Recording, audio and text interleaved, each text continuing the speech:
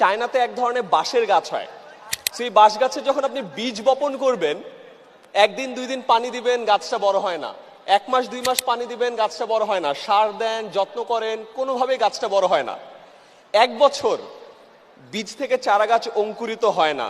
2 বছর, 3 বছর, 4 বছর পর ফাইনালি ওই বীজ থেকে অঙ্কুরিত হয়ে চারা গাছটা মাটির উপরে ওঠে এবং এরপরে মাত্র 4 সপ্তাহে চারা গাছটা 90 ফুট লম্বা বাঁশের গাছ হয়। কয় ফুট?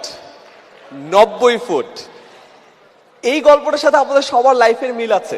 আপনারা এখন অনেক কষ্ট করছেন, অনেক কষ্ট করে ঢাকায় আসছেন, অনেকের সাথে পরিচিত হওয়ার চেষ্টা করছেন, নেটওয়ার্কিং করছেন, কল দিচ্ছেন, হয়তোবা পাত্তা পাচ্ছেন না, অনেক জায়গায় যাচ্ছেন, কাস্টমার কিনছে না।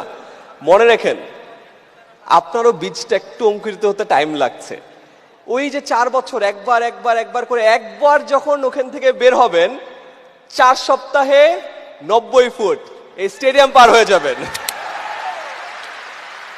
ঠিক এখানে একটা মজার বিষয় আছে। তখন ওই চারা গাছটা দেখে বাকি মানুষ কিন্তু বলে যে আরে মাত্র 4 সপ্তাহে চারা গাছটা 90 ফিট লম্বা হয়েছে। আসলে কি 4 সপ্তাহে 90 ফিট লম্বা হয়েছিল? 4 বছর 4 সপ্তাহে 90 ফুট লম্বা হয়েছিল। তো মনে রাখেন, আজকে যদি আপনাদের এফর্ট গুলো বা আপনাদের কাজগুলো কেউ ভ্যালু না করে, আপনি এখন ওইখানে আছেন, টাইম কিন্তু কাউন্ট হচ্ছে।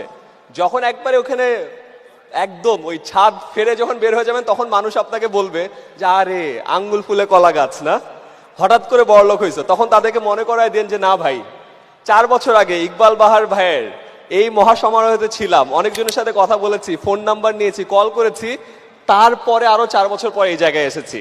বুঝতে পেরেছি ব্যাপারটা? Very good.